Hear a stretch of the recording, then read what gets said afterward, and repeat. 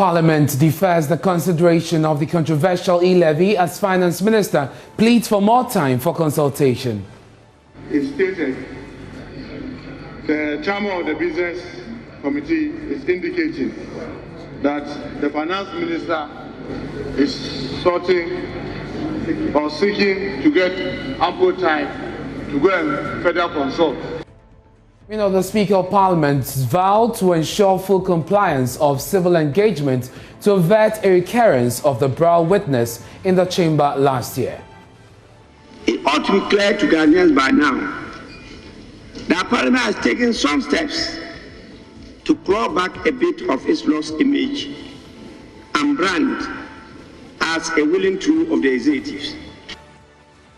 We'll bring you details of today's proceedings. Also in this package, ECOWAS condemns the military takeover in Burkina Faso and calls on the men to return the country to democratic rule. Amis du Burkina Faso, au regard de la dégradation continue de la situation sécuritaire qui menace les fondements même de notre nation, we'll be live in Ouagadougou and speak to an analyst. Also, digital address plates gone missing. That's the story in the English Yamanfru municipality. Tonight, we'll hear from the residents who are after scrap dealers whom they believe are responsible. Later in business, household expenditure in urban areas shoots up by more than 12 cedis per week. We'll give you details from the third wave of the COVID-19 households and jobs tracker. This is an extra income burden that the pandemic has brought onto the Ghanaian households. And we all know as every day our children go to school, we also go to work. And when we also want to enter public institutions, there's a need to use these PPEs. And later, Ghana Integrity Initiative worried Ghana is not making any progress on the Corruption Perception Index. As the latest report shows, Ghana has stagnated and received the same score as last year. In the regional level and also globally, we realize that the various analyses have shown a stagnation in the scores across the globe. This is Joy News Prime coming to you live from our studios at Fanofa Kukumlemle Accra. We are live on DSTV channel 421, Go TV 144. This is your home of independent, fearless and credible journalism. I'm Ernest Minu. Stay tuned in for details.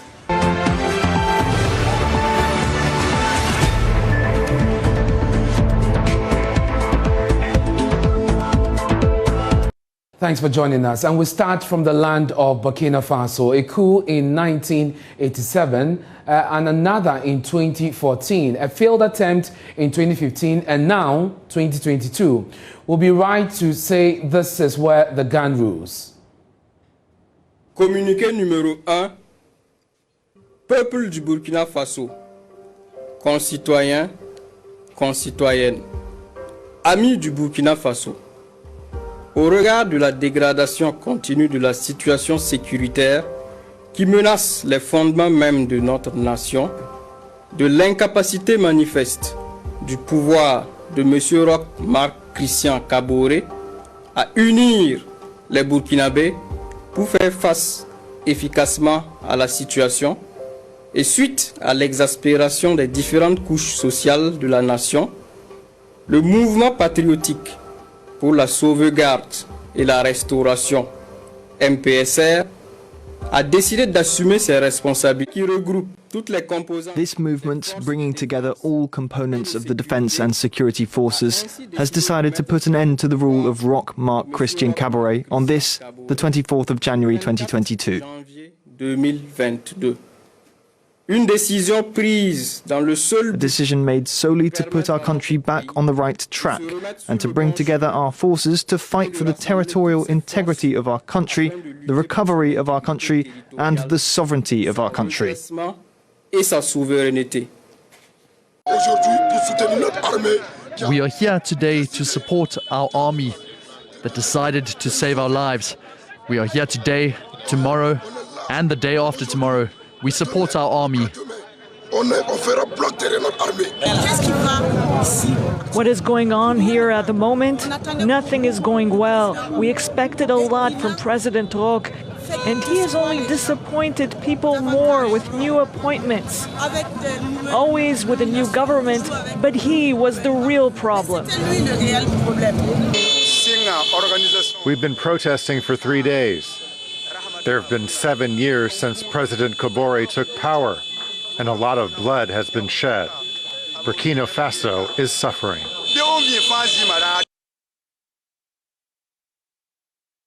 So that was the announcement that ushered in the new era in Burkina Faso. The military said it has deposed President Roch Kabore, dissolved the government, parliament, and suspended the constitution. But the Economic Community of West African States, ECOWAS, has condemned the military takeover and asked the men to return the country to democratic rule. In a statement, the West African bloc also said it held the military responsible for the physical well-being of President Kabore, whose whereabouts are unknown. Let me bring you details of that statement. You have that on your screen. It says, ECOWAS is following with great concern the evolution of the political and security situation in Burkina Faso, characterized on Sunday, January 23, 2022, by an attempted coup d'etat. ECOWAS condemns this extremely serious act, which cannot be tolerated under the relevant regulatory provisions. It holds the military responsible for the physical integrity of President Roch Marc Christian Kabore. ECOWAS asks the military to return to the barracks to maintain a republican posture and to favor dialogue with the authorities to resolve the problem. Now, Burkina Faso's army said it's taking over the country on Monday. Let's go to Ouagadougou now and speak to Hainte Sanu, CEO of the Philifos Media Group. Thank you very much, Hainte, for joining us here on Joy News Prime in Accra. Now, 1987, we had a coup. There was a failed coup subsequently, others, and now we are here in 2022. What is the situation in the country this evening? That evening, everything is good, calm. You know, all the day, people are going to work and waiting for another communication of the military will take the power. And we also have at 9 p.m. to have to go home because there is what you say in French. I don't know how to say it in English. It's an hour to go home because military decide to fix this hour. So we call it in English, in French. Are you talking about a curfew? Yes. Okay. So the curfew has been imposed. Yes. Great. Is it clear where the president is, the deposed President Kabore? The post-President Kabore is now in a camp called Sangule La Mizana. It's a military camp. He is in this camp and with the military people. Okay. Will you say that this coup is popular with the people? Sorry? Will you say that the people back this coup, the military takeover, do they have the support of the people? Yes, many people come on the roads to support the military people, to support the coup all the day to do it. And we have some manifestation in other countries in Burkina Faso to sustain the coup. Okay. We don't have somebody say no to the coup until now. Now, ECOWAS has spoken about this uprising, condemning it and urging dialogue. What has been the reaction of the military junta? From now, we don't have a reaction from military because they just make some communication on the national TV every evening. Okay. So Well, we seem to have lost that connection for Hainte Sanu bringing us that update. But what he was saying is that soon they will expect a communication from the military junta, and perhaps there will be a reaction to ECOWAS's concerns. But let's go to the other connection. Emmanuel Bombande is a senior UN media advisor and joins us here on Joy News Prime. Mr. Bombande, I'm grateful that you joined us. The last time we spoke, it was a failed attempt. Today, they actually have taken over. Was this preventable or simply bound to happen? You asked a very interesting question, and let me greet your viewers and all your listeners. I will say yes and no. Yes, in the sense that by September 2021, it was obvious that the frustration in the military was leading to a possible coup d'etat. But no, also in the sense that the army has not been united, even as I speak with you, and even as the current events unfold. So the contending dynamics could have then facilitated such a coup d'etat or not. But as it has happened, a coup d'etat has then prevailed. But let me quickly add that this coup d'etat is the height of the greatest paradox in Burkina Faso. Because you started by trying to recall the instability through coup d'etats. Keep in mind that in 2014, the very people on the streets, some of whom are the ones supporting this coup d'etat, are the ones who were insisting on constitutionalism and insisted that President Blaise Compaoré could not have a third term by manipulating a constitutional change in the parliament. And they physically attacked the parliament with stones and rocks, because that is where the decision was being made. And that led to the ousting of President Blaise Compaoré. Then a transition arrangement was put in with ECOWAS and UN support.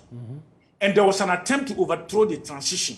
But the transition was basically, through the leadership of ECOWAS, made to prevail, and we were now able to have the elections at the end of 2015. But the reason why I call it a paradox is that the constitutionalism that was installed is the one that has been uprooted, and the very people who were on the streets demanding constitutional rule and respect for their constitution are the ones now supporting the overthrow of that constitution. And very interesting, the turn of events, Mr. Bombande. But we always want to focus on the effect on Ghana, bring it home. There's Mali, there's Guinea, and now there's Burkina Faso. What risks does this pose to us? Why should we be concerned? The risk is pervasive in the sense that it's a general fragile situation across the Sahel, and we, to the south, are basically trying to withstand the threats and the risks that keep on coming. And to that extent, each time that we see these events, it reminds us that they make us vulnerable. Because it doesn't matter how hard we try, our vulnerability increases when there's a collapse of what you would call an elected government in the neighboring Sahel regions. And to that extent, we need to constantly update, rehearse, and prepare ourselves for the worst. And the only way we do that is through the regional collaboration and cooperation. We provided leadership in the Accra Initiative. We are the chair of ECOWAS. And coincidentally, we are also the chair of the Peace and Security Council of the African Union, and we are on the Security Council of the United Nations. So everything has aligned, and Ghana is the center of focus in terms of how do we fend this off. But I would add onto this that you cannot solve a problem, which is a big problem like terrorism, by creating another problem to resolve it. And that is why values and principles matter. And we must continue to articulate that you fight terrorism better when governed by the choice of the people who elected a government and not those who overthrew a government with the force of the gun. And finally, Mr. Bombande, you talk about how Ghana is leading in many areas at the sub-regional level, at the continental level, and even on the UN platform. Let's look at the role of President Akufo-Addo in all of this. There are concerns that the happenings in the sub-region may affect home because it could be overwhelming. Is this legitimate? I wouldn't want to characterize it as legitimate. And let me quickly try to draw my reason for that. If you look in Burkina Faso, the topic of our discussion, it is not just the fragility and the overwhelming, so to speak, incapacity of Burkina Faso to deal with the terrorist groups, because the frustration of the people is the continuous attacks and killings. But there is also the fragility of social cohesion. And that social cohesion has been exploited by terrorist groups. If you look at ethnic cleavages, for example, the Pale or Fulani versus the Moshi people, and they have inserted themselves in the intercommunal and interethnic grievances, recruiting and taking advantage of these grievances to disrupt social cohesion. Now, in Ghana, I don't want to praise ourselves, and I don't want to pretend that we don't have intercommunal violence, because in my civil society days, I have worked at the forefront of that. What I want to say is we must continue to build our social cohesion. Now, you don't build social cohesion only at the social level. You build it at the political level. You build it at the economic level. And that is why we can never underrate genuine consensus building as a united people on all policy issues. And politicians need to be educated and need to be informed that anytime you speak in a way that divides, that excludes, and anytime you insist that it is your only way and there's no other way, you are breaking our social cohesion and you are making us vulnerable. And we must be mindful of this. As long as we have that social cohesion, I believe that at the security level of our military, we can protect our borders and we can protect the integrity and the sovereignty of Ghana. Great. But Mr. Bombande, I said the last one, but very briefly, before you take leave of us, people are watching and they may be wondering, what is it that is making Burkina Faso so volatile? Because we have 1987, 2014, there was a failed one in 2015, and then now in 2022. What at all could be the reason? This round of threat that has overwhelmed Burkina Faso can be situated in the larger Sahel region. Let's be very frank and let's be honest with ourselves. Niger, Mali, and Burkina Faso have failed in terms of the capacity of the state to fight terrorism. And in their failure, the international community has also failed to provide the necessary support that would make it, in my view, robust enough to fight the terrorists. And so you have a G5 Sahel that was created to fight terrorism. It has failed. You have Barkhane. You have all these initiatives. And yet, on a daily basis, the people continue to be killed, abducted, kidnapped, and you name it. And associated with that is the policy response. And specifically to Burkina Faso, there has been no coherence. On one track, there is a trial of Thomas Sankara to bring justice. Then on another track, the attempt to build reconciliation. These two tracks were disjointed. And in that situation, you should not be surprised that it simply caved in. And I'll conclude by saying this. It's not because the military are substituting themselves to the elected government that the problem is solved. As a matter of fact, I'm even more frightened because there is, unlike Guinea, where you could see a sense of direction of where the military wanted to go.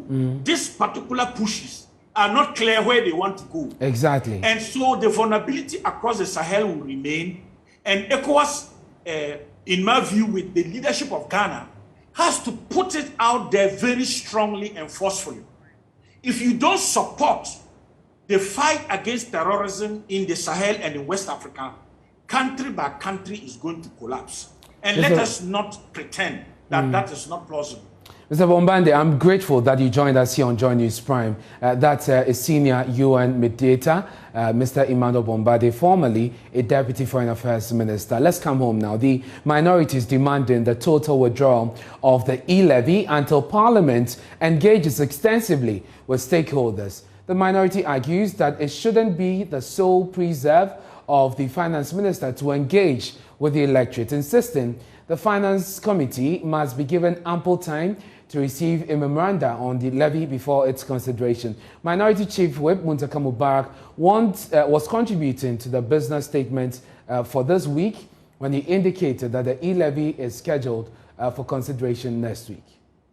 He stated the chairman of the business committee is indicating that the finance minister is sorting or seeking to get ample time to go and further consult. Mr. Speaker, let me state, as a matter of fact, throughout this period of the recess, we on this side were never consulted or talked to about this, about the electronic transfer levy bill. And Mr. Speaker, at the Committee of Finance, our side of this House requested that as part of the practice of this House and supported by the Constitution and the standing orders, we should open up for people to bring memoranda for the engagement, and we said there was no time. But now we are giving time to the Minister of Finance at his request. We should wait for him to do consultation, but we cannot even give this House time to consult. Mr. Speaker, I want to make reference to the 1992 Constitution, and precisely Article 106(4). And with your permission, Mr. Speaker, I read, whenever a bill is read the first time in Parliament, it shall be referred to the appropriate committee appointed under the Article 103 of this Constitution, which shall examine the bill in details and make all such enquiries. In relation to it. But in a sharp rebuttal, Communications Minister Esla Uso-Ekufo kicked against the move, arguing that the minority denied the Finance Minister an opportunity to engage with her. Distinctly remember that during the conclusion of the debate on the budget, the Finance Minister asked and prayed this House to be given time to consult all sides of the House in view of the views that had been expressed during the debate. Mr. Speaker put the matter to vote, and this side of the House voted unanimously against giving the Finance Minister time to consult them on the issues that had arisen out of the budget. I'm therefore surprised that now they are seeking to be given the opportunity to consult or to be consulted on the e-levy and on other matters arising from the consideration of the budget. They have indicated clearly, as it's recorded in the proceedings of the House on that day, that they are not interested or desirous of being consulted on any matter to do with the passage of the budget. So why this sudden about thing? I would like them to explain to the good people of Ghana why. And still in Parliament, the Speaker, Alban Badbin, has vowed to ensure that the practices, rules and procedures of the House are strictly adhered to. In his view, the strict compliance will help to curb the impunity and rancor in the chamber. The leadership of Parliament agreed with him and described the actions of MPs in the previous sitting as unfortunate. Let's first listen to the minority leader, Haruna Idrisu, when he charged his colleagues to observe the rules of the standing orders. However, Mr. Speaker, as you note, Parliament the last time, as we adjourned in a manner that the Ghanaian people were unhappy about our conduct, about our conduct, even in our efforts to explain that for us, we were resisting the oppressor's rule. And we were strictly requesting adherence to the letter and spirit of the 1992 Constitution and the standing orders of the Parliament of Ghana as to what a speaker or a person presiding can do and cannot do. We know that in established democracies like the United Kingdom, to which we are borrowed, the person presiding doesn't exercise original or custom vote. That is our view. This is not a forum to resolve it, but I'm explaining that we should endeavor to resolve these matters with civility and decorum. So I assure you, Mr. Speaker, I do not think that it should get rancorous or acrimonious, even result in fiscal exchanges. That is unbecoming of us as members of Parliament, and I'm not sure our children and the Ghanaian young people want to learn that this is what happens in the Parliament of Ghana. So we all endeavor, Mr. Speaker, to restrain our colleagues. So colleagues, be guided. Let Parliament remain a forum where right and wrong are debated, and right prevails, not partisanship. When we debate between the right and the wrongs, we should endeavor to coalesce around what is right. On the part of the majority leader, Oseche Mensah-Bonsu, recent pronouncement by some members of the House are injurious to parliamentary practice. He therefore charged members to act in ways befitting of honorable members. The House may be aware this first meeting is expected to be very demanding of honorable members, since a number of bills and other important parliamentary business will be considered at this meeting. Speaker, bills that may be presented to the House for now number about 68. Instruments that are being processed to be delivered to the House number about 80. And there are 400 questions that have been filed. And indications are that the number will climb up since members have returned from their constituencies, and as usual, after the interactions with constituents, would want to reflect the needs of constituents at question time.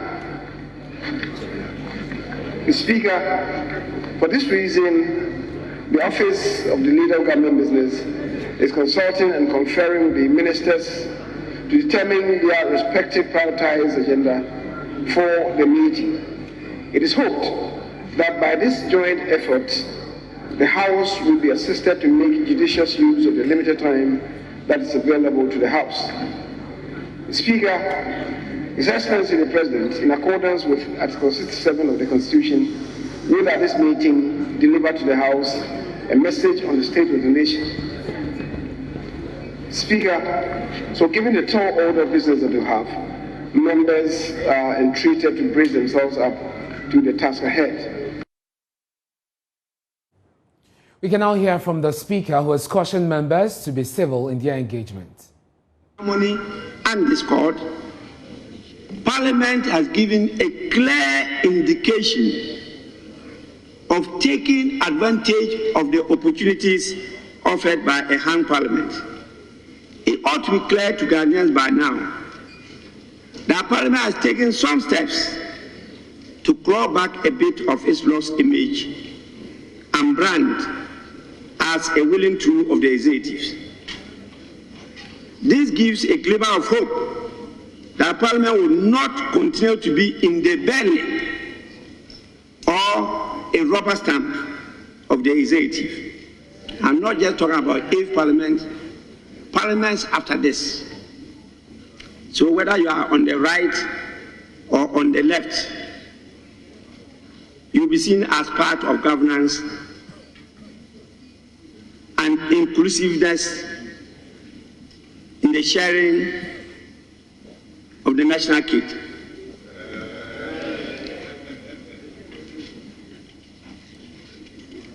The unique architecture that Almighty God graciously gifted to the country through the 8th Parliament of the 4th Republic must be appreciated by all lovers of democracy. Let's give the hung Parliament a chance. This is John News Prime with me, Ernest Mino. Still to come in business, household expenditure in urban areas shoots up by more than 12 cedis per week.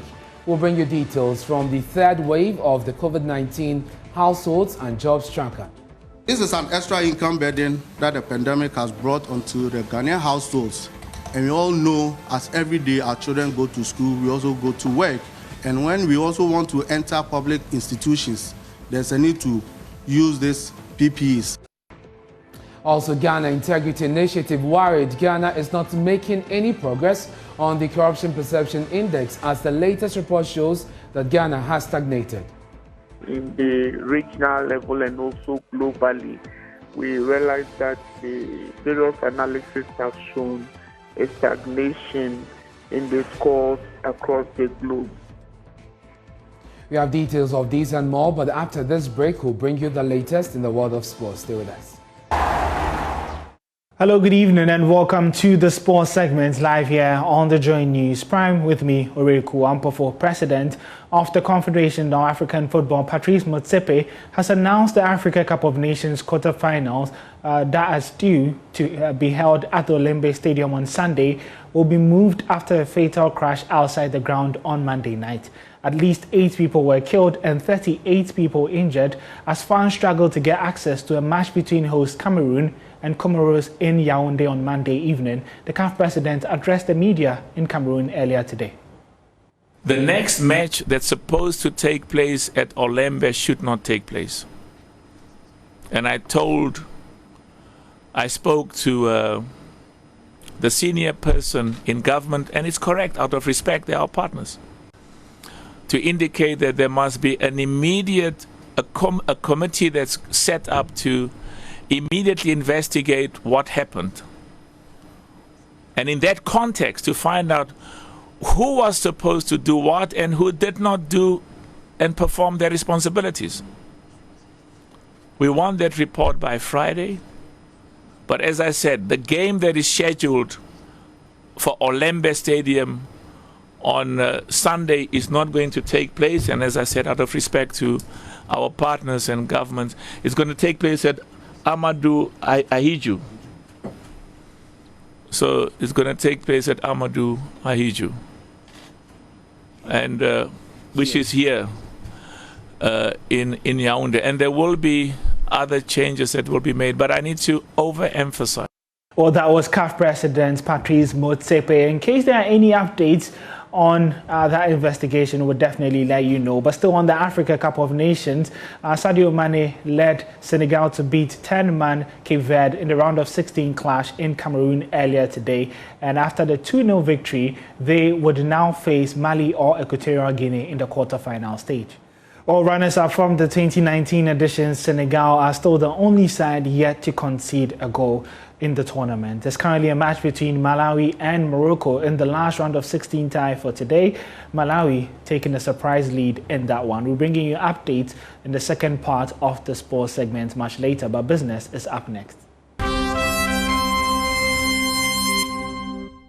Hello there and welcome to the business segment with me, Blessed Suga. Now, expenditure for household in urban areas shot up by more than 12 cedis per week as a result of the third wave of COVID-19 pandemic. This is part of the findings by the Ghana Statistical Service Third Wave Household and Job Tracker Survey, which is aimed at highlighting the plight of households after the effect of the COVID-19 pandemic. Here's a report.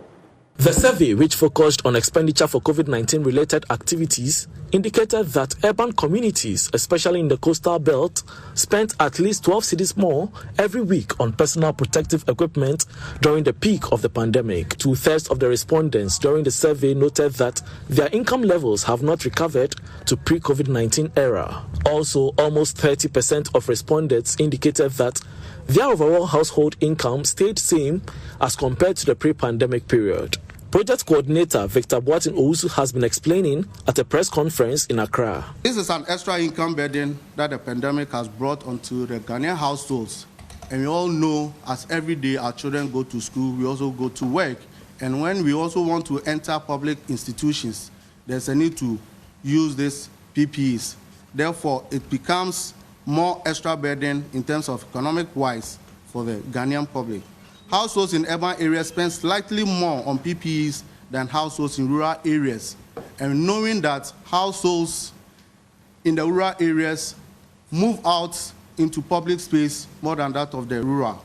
And on the third point, we are saying that 3 statistical zones, that's the savannah, the forest, and then the coastal. Households in the coastal zones spend most on PPEs. Deputy Government Statistician Dr. Faustina Frimpong noted that the survey is critical to the development of the economy post-COVID-19 recovery. Daily increase is 169. We are still moving about freely. This is because of what has been able to be achieved over the years.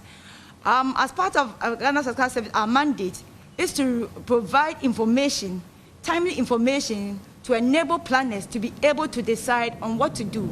And so when this pandemic came forth, Ghana Statistical Service, in collaboration with UNDP and the World Bank, initiated a household survey to be able to understand how people are accepting or the impact on their livelihoods and their own households, and how are they mitigating this, or strategies put in place to be able to go through this. The report further reveals that many Ghanaians have still not tested for the virus for the fear of stigmatization.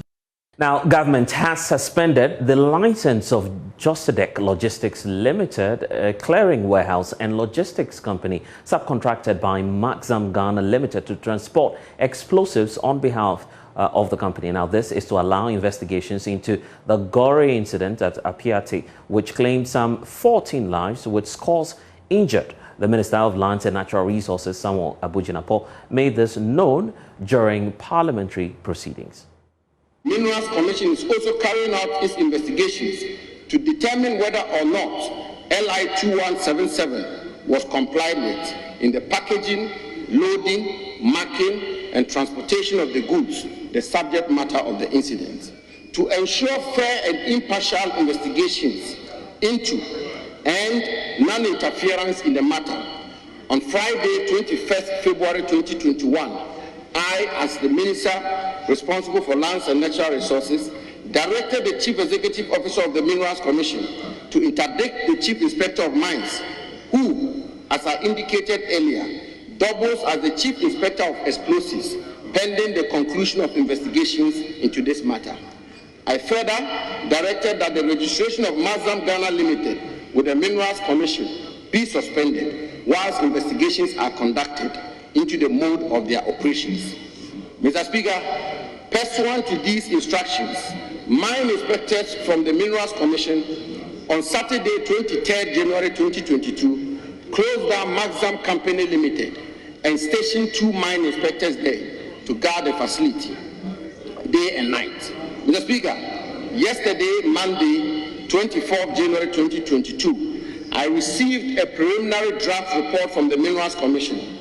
Following this report, I have since directed the Chief Executive Officer of the Minerals Commission to suspend the registration with the Minerals Commission of Josedek Logistics Limited, the subcontractor that was transporting the explosives.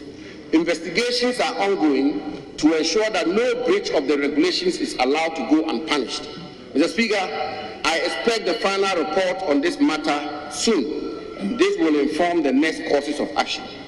Mr. Speaker, I have held separate meetings with management of Maxam Ghana Limited, Chirano Gold Mines Limited, and the leadership of the Ghana Chamber of Mines to discuss matters pertaining to health and safety in the mining industry and how to avoid such future occurrences. And that will be all for business for now. With me, Blessed Sogan. We return after 8 for more business stories.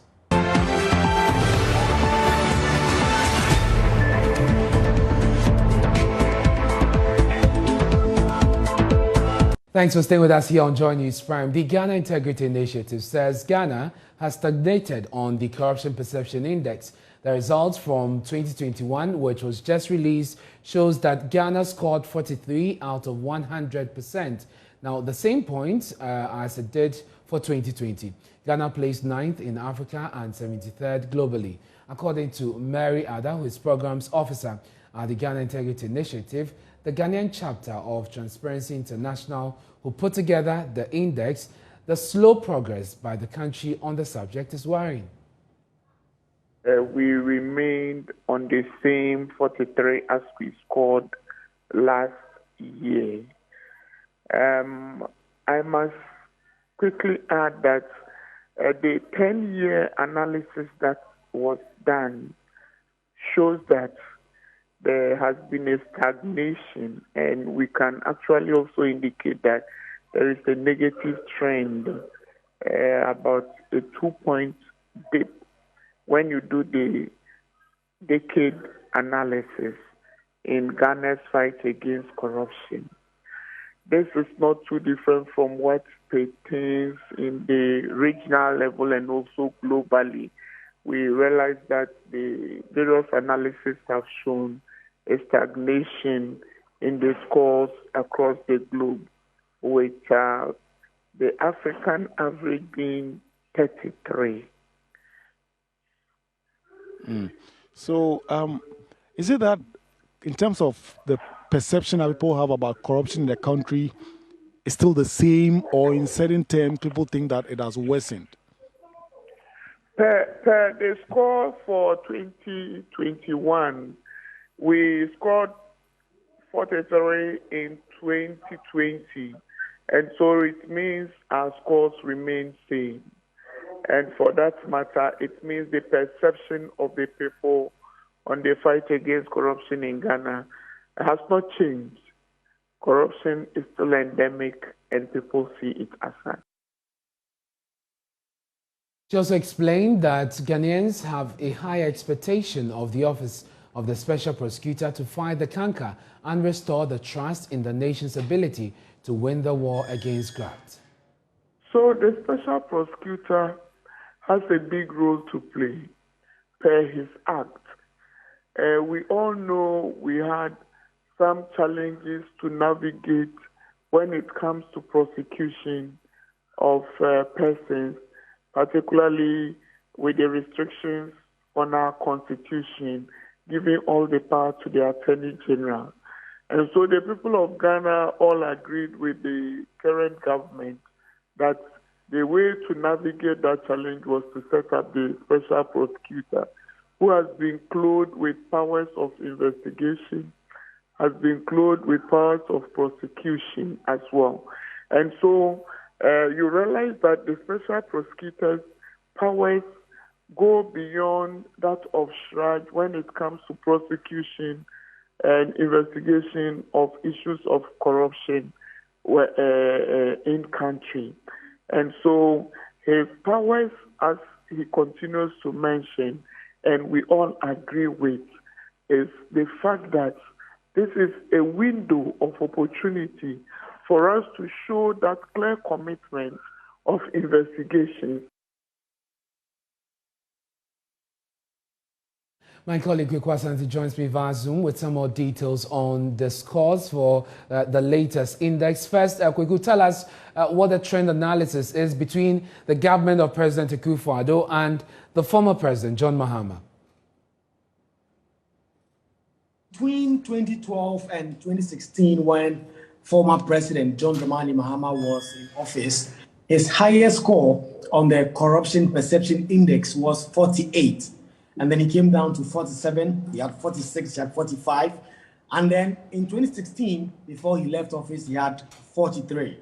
But if you look at the same data for President Akufo-Addo since he has assumed office in 2017, his highest recorded has actually been 43. His lowest was in 2017 when Ghana recorded 40, and then Ghana went on for 41, 41, and then 43, 43. So you look at the data, you can glean that the worst performance of former President John Dramani Mahama has actually been the best performance. Speaking about the score of 43 that was recorded by the former President Mahama's administration in 2016.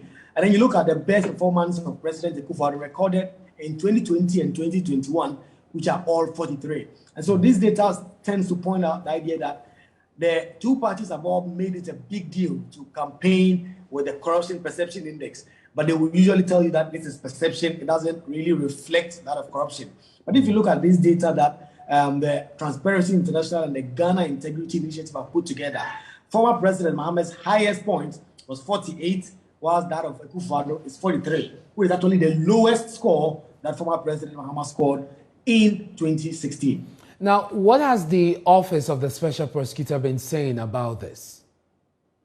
So the Special Prosecutor's Office put out a statement saying that the data, as was put out by the Transparency International as well as the Ghana Integrity Initiative, still shows that corruption is still a high-risk venture. It shows that people are still engaging in corruption, and Ghanaians are still thinking that corruption is such an endemic part of society. And so the Special Prosecutor is calling for support of all Ghanaians to continue volunteering information to his office to be able to undertake investigations into these matters so that people will know that the country is very serious about its fight against corruption, that if you get involved in the act, you will find yourself wanted. Thank you very much for bringing us those details. Away from corruption. Last week, Thursday's explosion at Apiate in the Western region killed his 21-year-old son, Justice Appiah. It also destroyed his 10-bedroom house and his pub. That's the story of 60-year-old miner Joseph Appiah, who says he had wished death upon himself after the explosion that devastated and wiped out the entire village. Mark Soladubak went to meet him and has come through with this report. Wednesday. I have met Joseph Appiah at the new shelter where the displaced persons will be resettled. There's a meeting underway about 150 meters away from where we are standing. A new committee that has been formed is discussing the resettlement plan. Joseph is a member of that committee, but has agreed to talk to me about his misfortune. He says his 21-year-old son, Justice Appiah, had taken his mother and siblings to safety before moving close to the burning explosive van to take pictures. I have so many things, drinking spot, 5 rooms, and then the new house. Okay. Store and other stuff. What kind of child was he? I'm sure you loved him as a child. The community actually liked him. Like the whole community mentions his name, Suarez. Yeah. He's free like they were.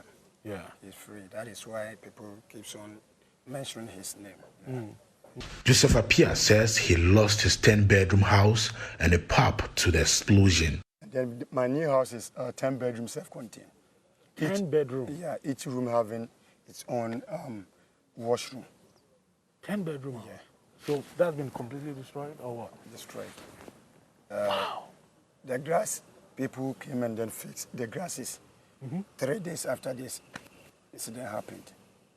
Wow. I can surely send you all the pictures. Yeah. So you've lost a 10-bedroom house. Yeah. What else did you lose? Your drinking spot? Yeah, the drinking spot, and then the store, and then that 5 bedrooms. And then the new house. Yeah. I've done the POP, everything. Window, sliding windows. I've fixed everything, and it has got spoiled. When I came to the scene, I said to a lot of people that I wish I would have died. Because it wasn't easy for me at that particular moment. But currently I'm managing. I went to Kumasi.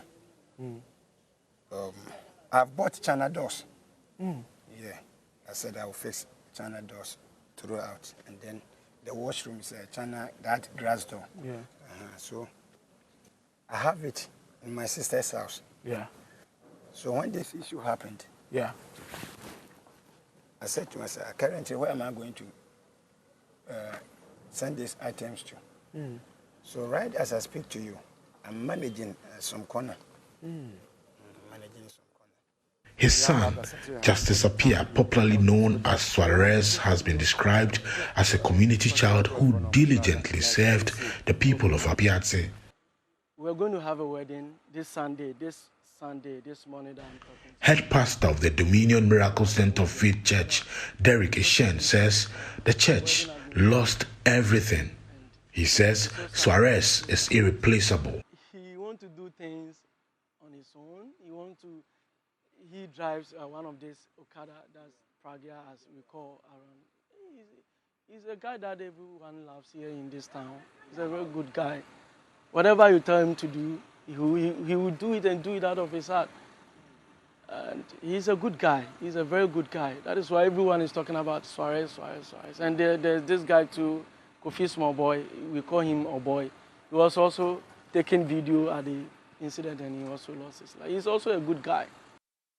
The GNPC Foundation has announced a scholarship package for university students who are residents of Apiate affected by last Thursday's explosion.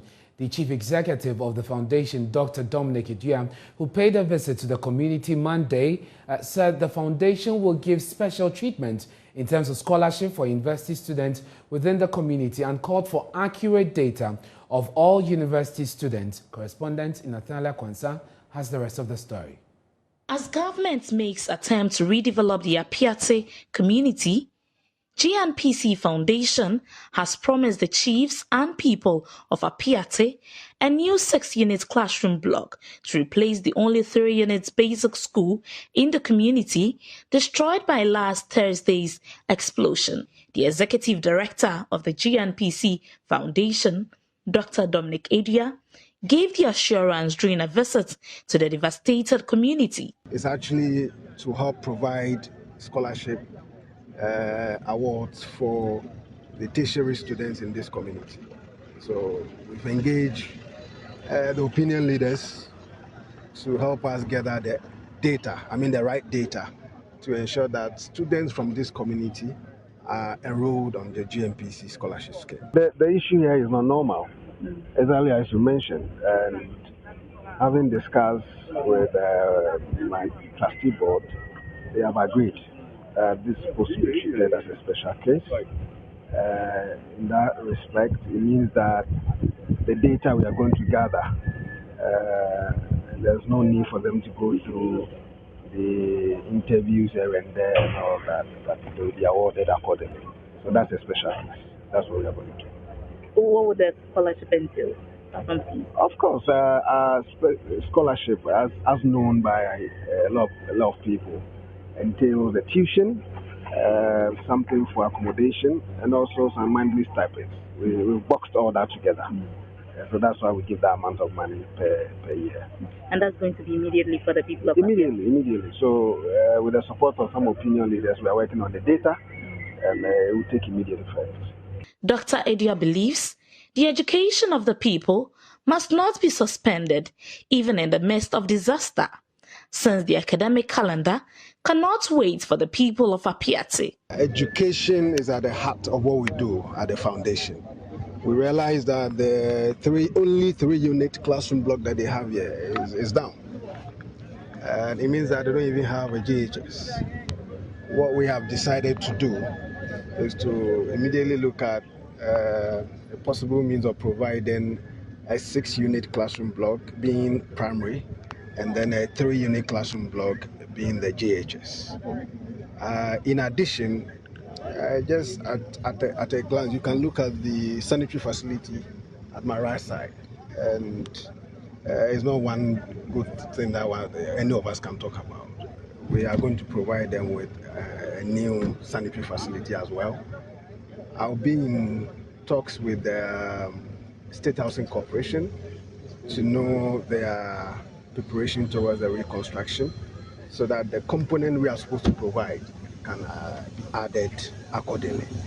Immediately we go here upon assessment, we realize that it's one thing that cannot wait. The academic calendar cannot wait for the people of this community. So immediately. For Joy News, in Athalia Kwansa, Apiate. The implementation of government's digital address system in the English Amafo community in the South municipality appears to be under threat as some scrap dealers in the area are stealing the digital address plates on the houses there. Their presence in the community has raised many security issues as residents blame them for the disappearance of the metals and other aluminium materials. On Friday, January 21, 3 scrap dealers who escaped arrest at American Farm, a suburb of Amanfo, left behind 2 mangled aluminium digital address plates believed to be stolen from a house in the community. Kweku Boatin is an eyewitness.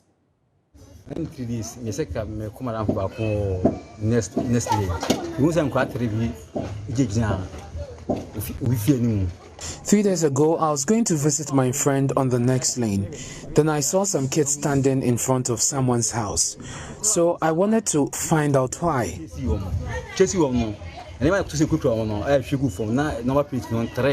When they realized I was monitoring them, they took to their heels and left the address plates. It appears it's been going on for some time. They steal other metals as well. I've decided to get others on board to form a task force to inspect all these children who go around holding sacks. If we find the plate in there, we'll seize it, but we need government to intervene.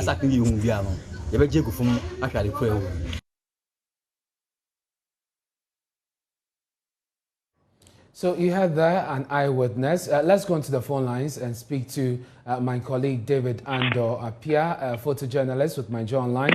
He's been following. He brought us the story, which you just said. David, these scrap dealers, we understand, escaped arrest. What are the police doing to ensure that they apprehend them? Ernest, the latest update on the issue is this. Assemblyman for the area, Perseus Amedun Kwashe, met with the police and they have taken some steps to make sure the suspects are arrested. And the assemblyman, apart from meeting the police, he has been going around trying to locate the exact location where those metals were stolen from. And he's also advising residents to report any suspicious characters of these people to the police to make arrests. All right, David, how is the community reacting to this? The residents are angry because for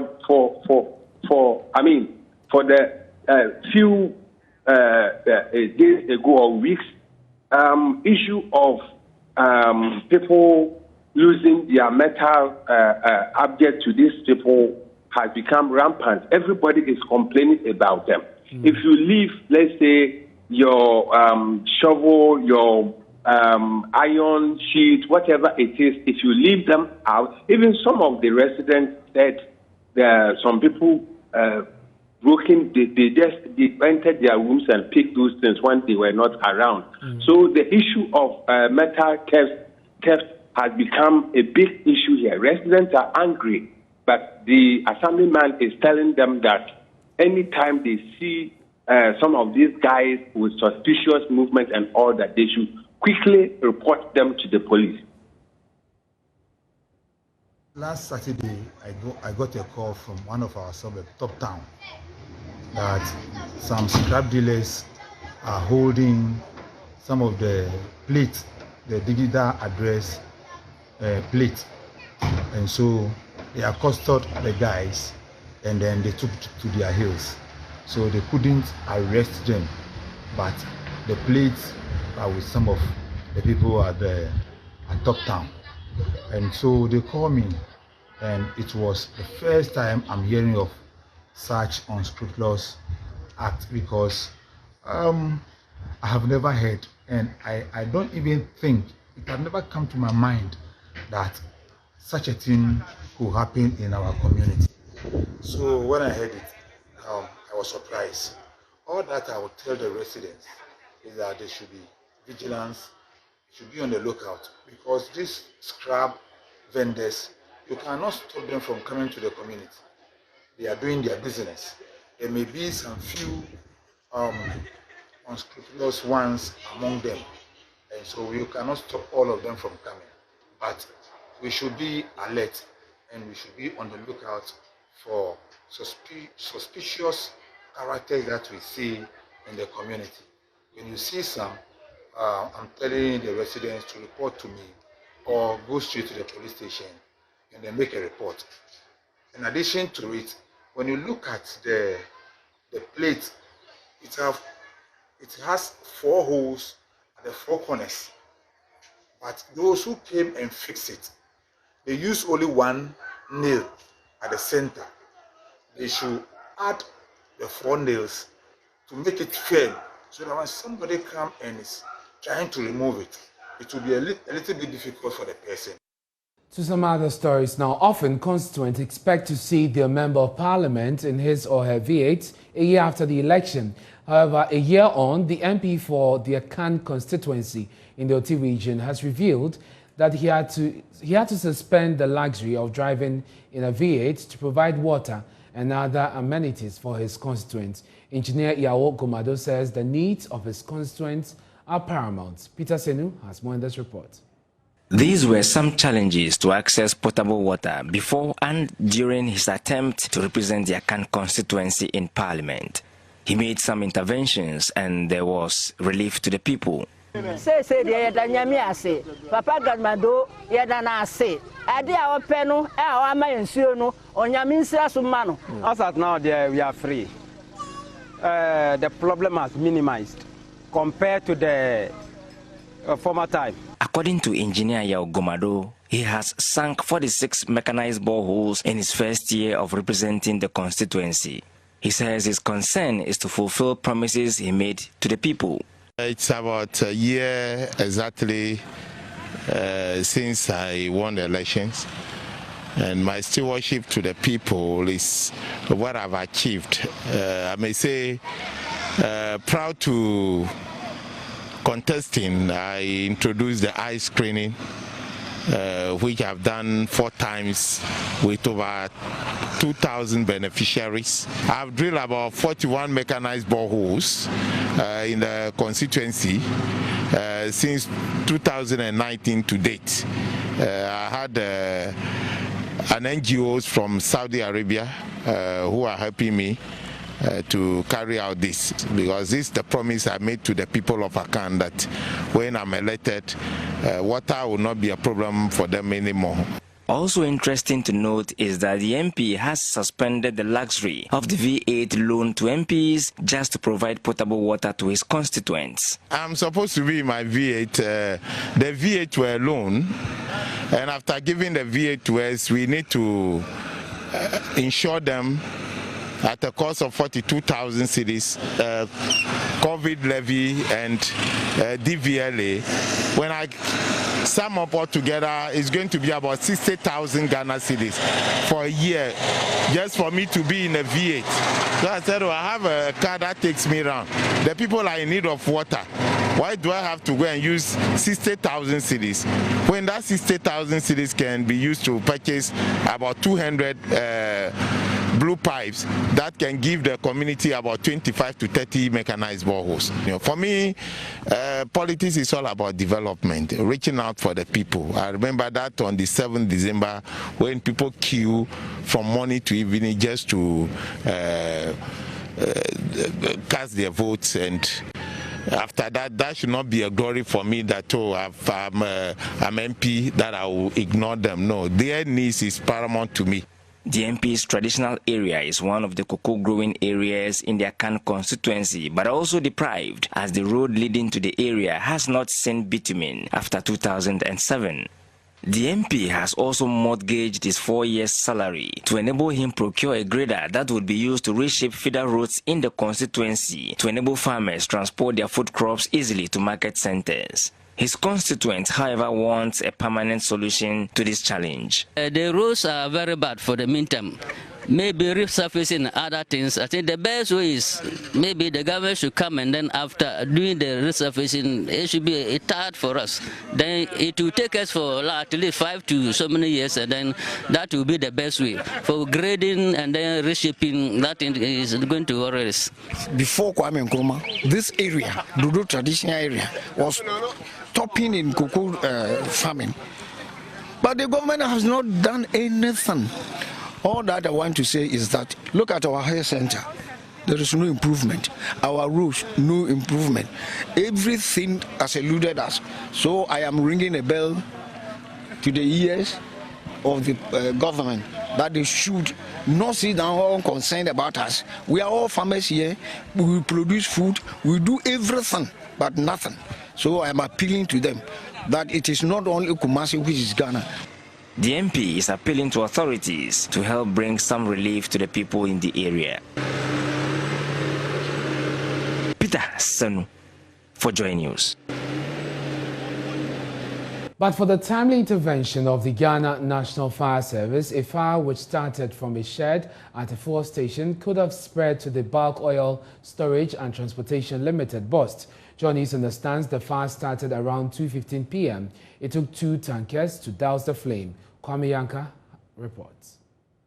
Fire, which started from a shed where some people deal in fuel, could have been spread to the Bulk Oil Storage and Transportation Limited Bust Accra Plains Depot at Konbaria, but for the Ghana National Fire Service. The fire, which is said to have started around 12:15 p.m., doused by 2 fire tenders, could have spread to Bust tanks close by. People are doing their trade. That's where fire has really catch. So we saw that the fire is extending to the boss premises. So we tackled from the Belebele part, and another car also went to the boss inside and fight. So we used about 20 minutes to put the fire off. So around 11:47, the fire is off. So that's what I can say. Did the fire cause any destruction to the properties, and were there any casualties as well? Yes, a few damages occurred. A saloon car, a tricycle, a bicycle, and a wheelbarrow, and also the containers and the fuel that they were using also got damaged, but no casualty recorded. I know you'll be very, very, very vocal on this activities of Billy, this illegal fuel and stuff. I mean, one would say this happens to be an industrial enclave, and for such activities to go on, has it been going on notice, or maybe you've given them several warnings and they are still practicing this? Several warnings, and we've been educating them, but they will move and later on they will come back. We've been educating them most of the times, but they will go and they will come back. So that's what we've been trying to educate them, but they will go and later they will come back. So is there anything you intend doing now with what today? I think the enforcement will be for the police people. Our own is to train and educate them, but the enforcement is for the police. That's what I can say. What's the nature of product? Is it petrol? Is it diesel? It is made with petrol. We have petrol and diesel. That's what we found. A lotto operator, who only gave his name as coach, shares how difficult those at the scene struggled to put out the fire. Meanwhile, operations officer at Industrial Area Fire Command, ADO1 Paul Beidou, says the team used about 20 minutes in fighting the fire. In particular, idea so a general because never behind me. But me say hey won't remember to say a general so from assassin so clearly.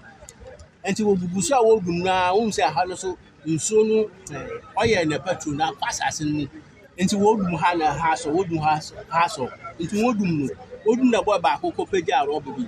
Robin of Copeja and again give home. And your son table now, what there's son now, what they Yamadus, what the petrol station, Nina, so proper Nina. What the petrol who got? That's what the petrol that's a bad. Oh, maybe a banisano, I figure me who say Jenny, Yada bet me to make a call. And more son can make for 5 fires and see me share fires in the back, who never miss answer. Mokas and also can't be anyhow. car be anyhow. Them so when down to one more day on flash and I say guy. Chair better 10 minutes to cry sana. Can no fire service can buy. A 16-room compound house at Kombi Mahagu in a suburb of Tamale has been razed down after a fire outbreak this morning. Occupants of the house had to escape leaving their properties. The landlord, Musa Ibn Ahmed, said the majority of the occupants, who are tenants, had reported to him of constant power fluctuations in the house since last night, adding it could be the cause of the fire. I was in the bathhouse preparing to go to work. So whilst in the bathhouse, I had numerous calls from my phone. I couldn't withstand it. So once I just finished, I came out and then the calls I couldn't understand. When I traced the calls, I only to hear that my house is just on fire, seriously on fire. I have to rush here. Then I asked them if they had called the fire service, and then they said yes. So I quickly rushed here, and then only to find out that one side of the house has really been bent down. Not even a penny has been taken out from each room. And then even my room here, they couldn't take anything, not my TV, my bed, not even anything.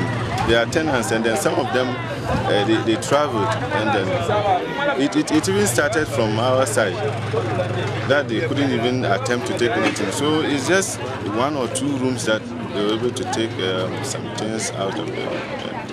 That was just actually, as I spoke earlier on, I wasn't here. I don't stay here often. I just come here once in a while just to check up on my tenants. And then I was just in the house when they called. So I don't know if they had called them earlier on, but the time they called me, the first question I asked them was that, did you people call the fire service? And then they said yes. So I have to quickly rush here. And then, luckily on our part, we have water tankers in the next house, so they supported heavily, and then they were going to fetch the water for the fire service when they ran out of water.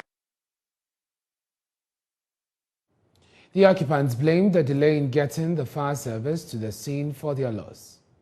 I'm a tenant in this house. I was sleeping and I heard a scream, crying help, help, help. So I broke my door and came out and saw the house was on fire. And it was even uncontrollable. So we started packing our things out from the house. So from there, that's what I saw. But I've heard that it's an electricity breakout or what. That's what I can just say. Is your room affected? Yeah, completely. Everything has been burnt. So everything. Well, it started from our apartment. So we have no choice than to just save our lives first before we save our properties. So that's how it all came out. Oh well, I have bed, I have TV, fridge, fans, everything has been burnt. Everything. So you can imagine when a room is well set up and everything is burnt. So to your estimation, how do you think it can be estimated? I can be, because certain things, even money was in the room, but actually the money was saved. So we just say Alhamdulillah. It didn't take long, but some people called them earlier before me. So they were saying that they took long before coming here. You see, so to me, the time that I called them, they didn't take long, but people called them before me. So they came back, they also did their part. We're taking a breather here on Joy News Prime. We'll be back with sports. Please stay.